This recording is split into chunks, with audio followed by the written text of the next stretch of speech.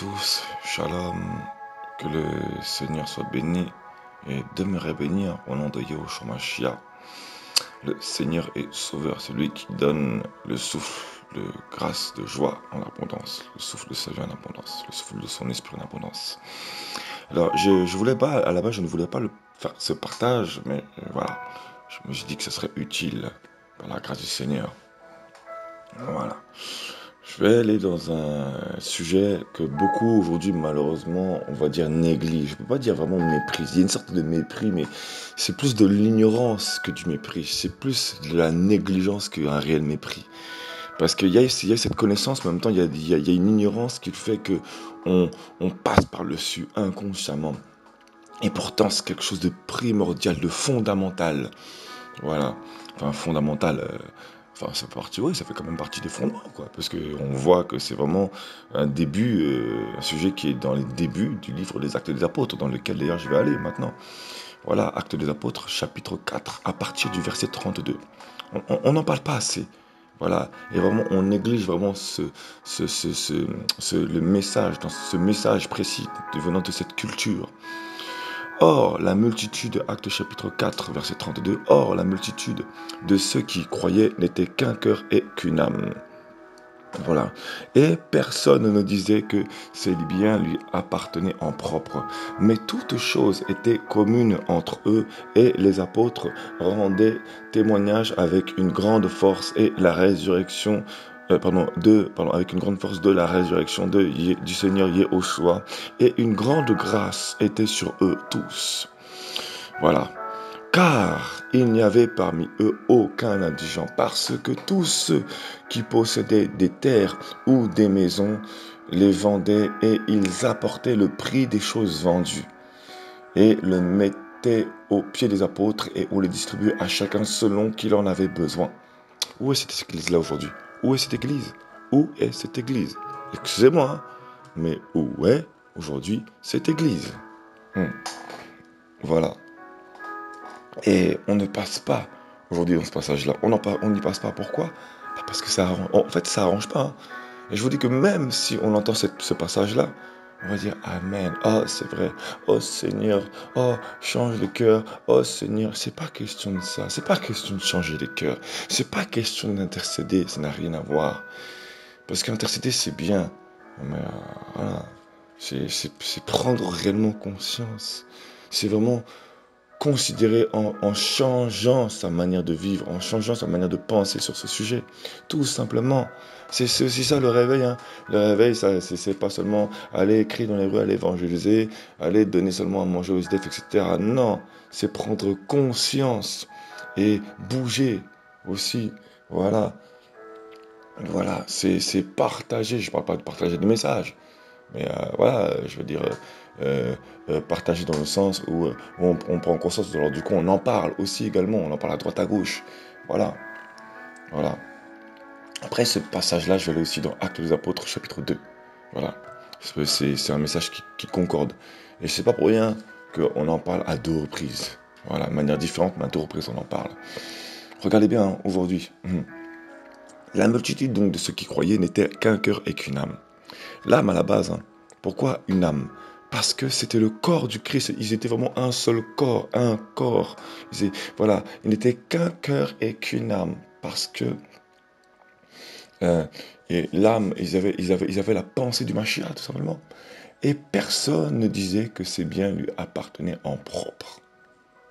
Personne ne disait que ces biens lui appartenaient en propre. En propre. Voilà. Aujourd'hui, chacun a ses biens, chacun a, voilà, chacun, excusez-moi, mais chacun a son matériel, etc. Voilà. Mais toute chose était commune entre eux. Toute chose était commune entre eux. Pourquoi? Parce que ils avaient cet amour. Non, on est vraiment loin. Et excusez-moi, c'est pas parce que, comment dire ça, on n'en parle pas. C'est parce que, enfin déjà si, mais on n'en parle pas parce que on est tellement sur autre chose. Voilà, on est tellement sur autre chose. Au lieu de revenir sur les bases, voilà. Dès qu'on commence à bâtir une assemblée, chacun va parler de l'amour tout de suite. Alors qu'il y a des fondements, il y a une culture derrière cette culture. Il y a des fondements, il y a une culture voilà, derrière ces messages. Voilà. Et malheureusement, bah, ça, voilà, on passe par-dessus, quoi. Malheureusement. Voilà. Verset 33. Et les apôtres rendaient témoignage avec une grande force de la résurrection du Seigneur Yehoshua. Les apôtres rendaient témoignage avec une grande force de la résurrection du Seigneur Yehoshua. Donc ils rendaient témoignage. Ça veut dire qu'il se passait vraiment des choses. Et ils rendaient témoignage avec une grande force. Ça veut dire que leur comportement même témoignait du Seigneur.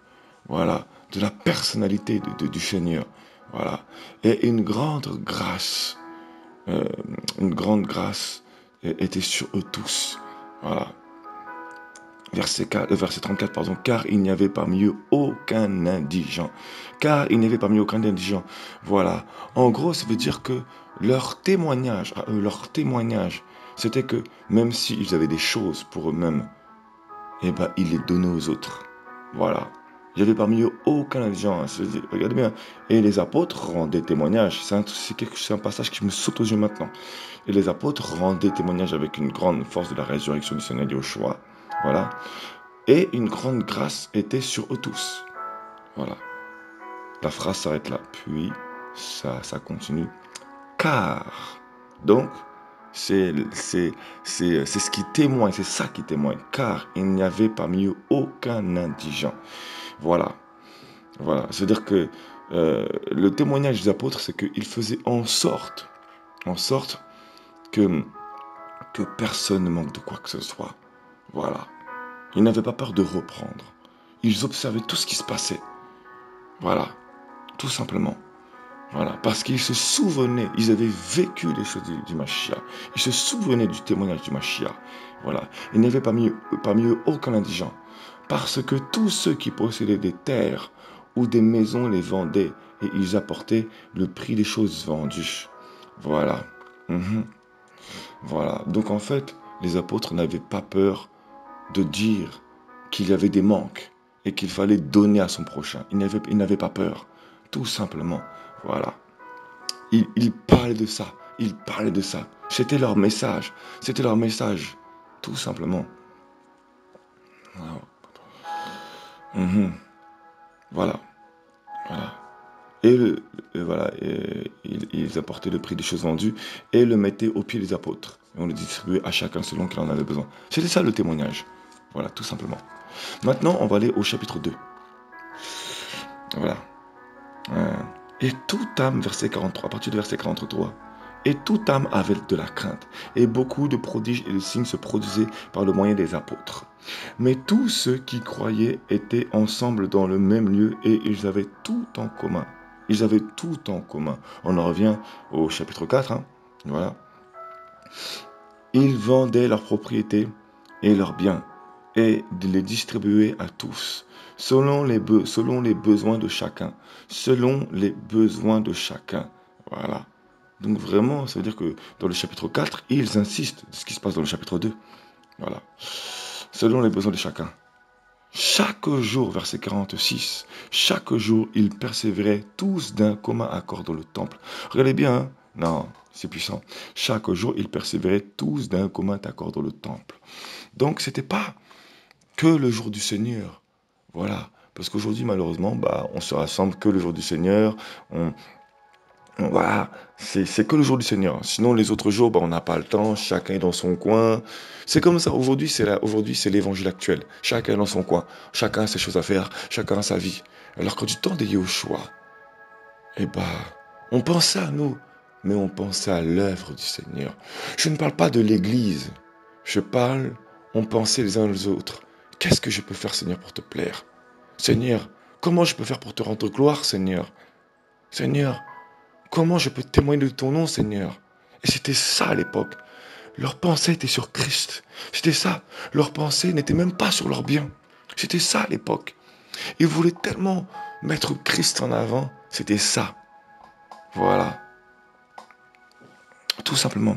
Chaque jour, ils persévéraient tous d'un commun accord dans le temple. Donc d'un commun accord. Ça veut dire que il parlait de la parole et il se mettait en accord. Il persévérait pour se mettre en accord dans le temple. Il persévérait.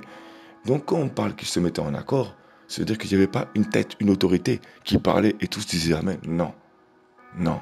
Chacun manifestait ce qu'il pensait, afin que, selon la parole, on voit ce qui était juste devant le Seigneur. Il n'y avait pas une autorité, un apôtre, un prophète seulement, etc. Non, non, il y avait des anciens qui étaient mûrs, qui n'estimaient pas seulement être des pions, etc. Non, il y avait des anciens, il y avait des gens qui avaient de la sagesse. Voilà. Et ça parlait vraiment du corps du Christ, ce que chacun voulait. Et c'est ça qu'il manque aujourd'hui. Dans les temps actuels, eh ben, on ne se met pas tous dans un commun accord. Parce que nombreux, en fait, malheureusement, attendent auprès du pasteur, auprès de l'apôtre, auprès du prophète, etc. On en passe. Voilà. Et voilà. Chacun estime qu'il n'y a que l'homme du Seigneur qui peut imposer la main, voilà, etc. Bref, on n'en passe, c'est pas le sujet. Mais voilà. En fait, voilà. Chacun se pose la question, comment je peux servir le Seigneur? Bah, c'est simple. La réponse est dans ce qui vient d'être partagé. Voilà. Chaque jour, ils persévéraient tous d'un commun accord dans le temple, donc à donner leur bien. Et en fait, quand on regarde bien, euh, euh, ils ne demandaient pas la dîme, ils ne demandaient pas l'offrande, non. Chacun était bien conscient, en fait, pour le bien de tous. Il fallait qu'on prenne conscience que pour que l'œuvre subsiste, il fallait que chacun aille bien. Parce qu'il ne fallait pas que le Saint-Esprit soit attristé. Voilà. C'était pour aussi que chaque âme soit touchée et que chaque âme soit fortifiée. Voilà. Et rompant le pain de maison en maison, voilà, de maison en maison, ils prenaient leur repas avec joie et simplicité de cœur. Vous voyez, c'était pas genre par coutume, ça faisait partie de leur culture. Ils persévéraient et ils rompaient le pain de maison en maison. Voilà. Donc c'était tout le temps, tout le temps. Chaque jour, ça persévérait. Chaque jour. Ils se rassemblaient chaque jour. Voilà. Tout simplement. Et le témoignage, c'était ça. Le témoignage, c'est que il faisait en sorte que chacun, personne ne manque de quoi que ce soit. Voilà. Tout simplement. Il rompait le pain. Et dans le fait qu'il rompait le pain, eh ben, c'est-à-dire qu'ils mangeaient ensemble. Voilà. Chacun peut-être aller les uns chez les autres pour manger ensemble. Parce que ça faisait partie de la culture hébraïque. Voilà. Chacun, malgré leur travail, bah, apparemment, ils devaient se rassembler entre les uns et les autres. Parce que c'est ça l'amour du Seigneur. Voilà. C'est ce que je voulais partager. Que le Seigneur soit loué, glorifié. Que le Seigneur soit béni. Voilà. C'est vraiment ce que je voulais partager. Voilà. Regardez en verset 42, Actes des Apôtres chapitre 2, verset 42. C'est marqué, ceux qui acceptèrent sa parole avec joie furent en effet baptisés. Effectivement, il y en a donc qui n'acceptent pas la parole forcément avec joie. Voilà. Et environ 3000 âmes furent ajoutées ce jour-là. Environ 3000 âmes furent ajoutées ce jour-là. Et ils persévéraient tous dans la doctrine des apôtres, dans la communion fraternelle, dans la fraction du pain et dans les prières. Donc voilà, ils persévéraient tous dans la doctrine des apôtres. Voilà, dans la communion fraternelle, donc la communion fraternelle, voilà, donc c'est-à-dire à communiquer fraternellement, donc à communiquer, voilà, voilà, c'était pas seulement avoir une communion avec le Seigneur, mais d'être un seul corps, uni, vraiment, et voilà, voilà, voilà, dans la communion fraternelle et dans la fraction du pain. Donc voilà, c'était pas dans la fraction du pain, ils mangeaient tous ensemble. Et c'était ça. Donc en fait, il y avait une communion fraternelle, ils mangeaient ensemble un seul repas. Voilà, tout simplement. Voilà. Parce que chaque jour pour eux, c'était comme une Pâque. Tout simplement. Voilà. C'était comme la Pâque. Chaque jour était un jour de résurrection. Chaque jour. Voilà. Voilà, tout simplement. Chaque jour était un jour de Shabbat. Chaque jour était un jour de paix et de repos. Voilà. Tout simplement. Donc que les Seigneur vraiment soient bénis. Et voilà. Voilà. Alors bien évidemment, c'est également le Seigneur qui rassemble. Mais comment dire ça, s'il n'y a pas de prise de conscience, et ben le Seigneur ne peut. En fait, le Seigneur prend patience. Mais c'est pas parce que le Seigneur prend patience qu'il faut abuser de sa patience. Il faut également soi-même prendre conscience. Et également, il faut également soi-même prendre conscience. C'est le Seigneur qui rassemble, c'est vrai. Mais si le peuple ne prend pas conscience, s'il se laisse dominer par la religion, parce que c'est la religion hein, qui nous envoûte et qui fait qu'on reste dans nos cadres religieux et chaque dimanche faire ci, ça, chaque dimanche suivre la parole du prophète, de l'apôtre, du pasteur, etc. Et chaque dimanche, voilà, et ça ne change pas. Parce qu'on n'est pas tous d'un commun accord. On n'est pas tous d'un commun accord parce que on est là pour servir le Seigneur, et on est là pour suivre. Excusez-moi, hein, certains vont se sentir peut-être visés, peut-être vont sentir qu'il y a des flèches qui leur sont lancées. Et c'est pas du tout l'objectif. C'est que moi-même, je l'ai vécu. Et le Seigneur m'a ouvert les yeux bien. Il y a un bon moment déjà. Merci Seigneur. Et malheureusement, on comprend pas que je reprends ce verset, hein, ce passage, Actes des Apôtres, chapitre 2, verset 46, chaque jour ils persévéraient tous, donc toute l'assemblée d'un commun accord de l'automne, donc tous d'un commun accord, tous, voilà, voilà, voilà, donc dans le temple, voilà. Donc ça veut dire qu'ils partageaient également la parole. Voilà. Alors oui, il y avait des enseignements, mais il y avait également des prédications, il y avait aussi des questions-réponses, il y avait, enfin voilà, etc., etc. Mais on partageait tous d'un commun accord. Il fallait que chacun soit d'un commun accord. Voilà. Afin qu'il n'y ait pas de trouble. Voilà, tout simplement. Voilà, afin que chaque âme soit éclairée. Et aujourd'hui, dans les assemblées, il y a une seule tête, ce n'est plus Christ. Voilà, il y a des anciens, mais bien souvent, il y a des boucs qui se faufilent parmi les anciens, etc. On en passe, quoi. Voilà, donc vraiment, c'est ce que je voulais partager. Et voilà, comme quoi, vraiment, tous d'un commun accord. Voilà, quand on va dans le rassemblement, c'est pas un rassemblement quotidien. On va à l'église, on va à l'assemblée, on se rassemble. C'est pas pour écouter la parole, c'est pour servir le Seigneur. Premièrement, on vient pour servir le Seigneur. Voilà. Et pour comprendre qu'est-ce qu'on doit faire dans le corps. C'est ça également. Voilà. Parce qu'on est tous, logiquement, si on fait tous partie du corps de Christ, alors on est tous aptes à donner un message. On est tous aptes, voilà, à accomplir une mission que le Seigneur nous a donnée, logiquement.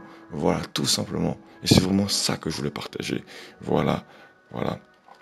Alléluia. Que le Seigneur soit béni. Voilà. Alléluia. Gloire à Yahshua Mashiach.